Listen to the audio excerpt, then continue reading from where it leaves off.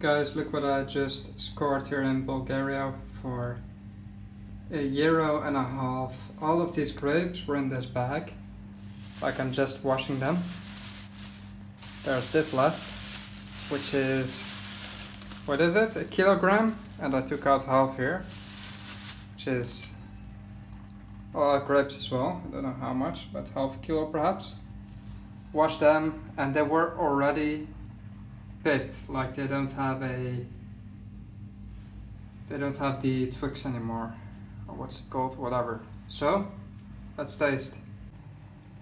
Let me show you my fridge magnets while we're at it. We have some of Serbia, Ukraine, Bulgaria, Kosovo, Napoli, Italia, Bulgaria, Niš, Kragujevac.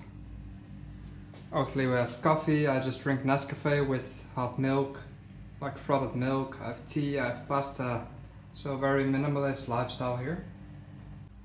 And what fits in very nicely of that is Bulgarian produce, like these grapes. It is the end of October now.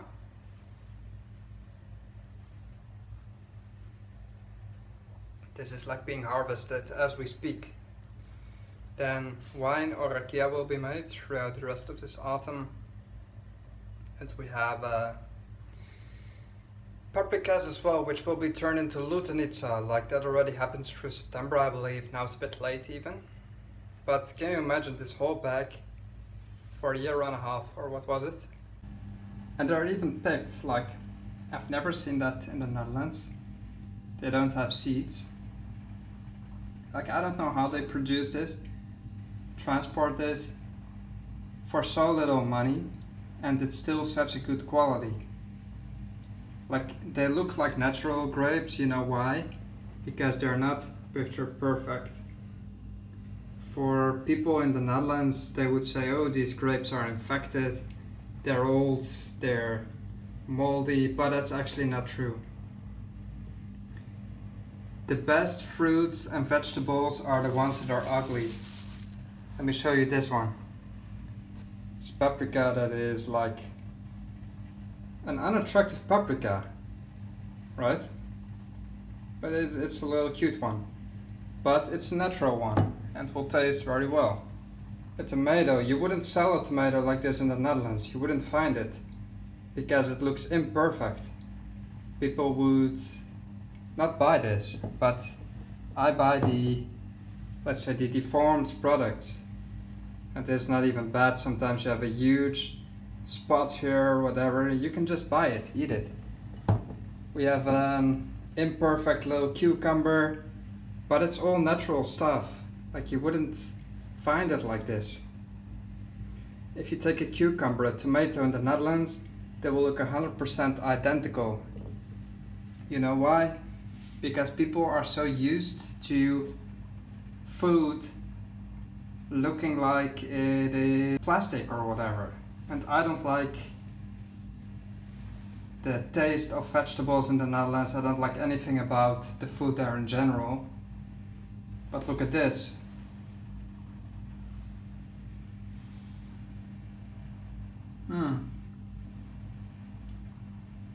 Like, you know, it's often the case, the worse it looks, the tastier it is.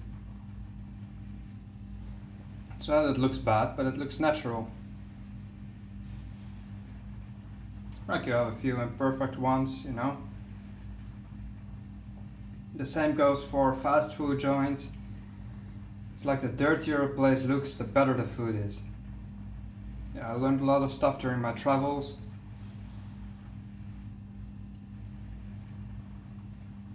Food standards are different everywhere. But if you look at this, and still Bulgaria is not known as a wine country. Unless you're an expert, you've probably never tasted a Bulgarian wine. Unless you've been or you stumbled upon it. Basically, if you'd be in the Netherlands as a restaurant and you serve someone a Bulgarian wine, like you propose, hey, I have this Bulgarian wine for you, you can get three types of reactions. First one will be people laugh at you out of surprise, like, what do you mean Bulgarian wine? What are you talking about?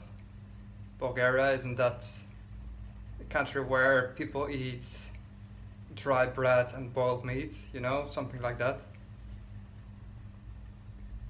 Second is people actually say, what do you mean Bulgarian wine? They'll be kind of insulted. Third one is someone's open to it and they say, yeah, fill up my glass. And the person might have actually been there and says, give me that Bulgarian wine, because it's the best thing in the whole world. Speaking of that, when I still lived in the Netherlands as a kid of 16, I tasted my parents' wine, which came from France.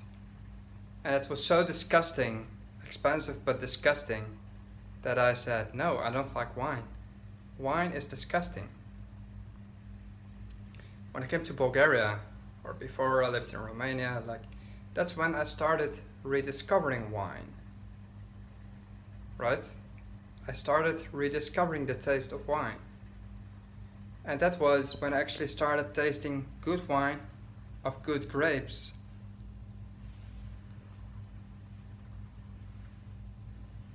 Of imperfect but tasty grapes. And honestly, my mission will continue to put Bulgaria on the map until everyone, at least as much as I can, would say, yes, serve me a glass of Bulgarian wine, that sounds wonderful. I probably won't stop my mission until the ridicule about Bulgaria or about Eastern Europe is done with, because it's not deserved.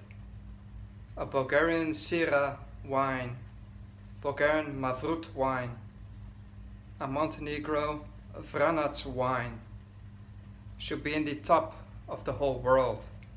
Like, if you give so-called experts in France this wine, they'll estimate a bottle at 150 euros. Trust me. Whereas it can cost perhaps 2-3 euros. Because people often can't tell the difference. Even so-called experts. Trust me on that. If people actually find out about the majestic Bulgarian harvest, rediscover the Moldovan wines, the Romanian wines, even the Greek wines, life will be different. And I urge the Bulgarians who are here to recognize what they have in their soil, the potential they have. Like, start exporting it, start selling it within Bulgaria, even though that market is saturated. Do something with it, because the soil is amazing. Either way, wish you a good day. Enjoy Bulgarian grape season. Enjoy what you have. And I'll upload soon more Poland videos, because I just came back from the trip yesterday. You have Poland videos coming up, and then more of Bulgaria again, I hope. So take care.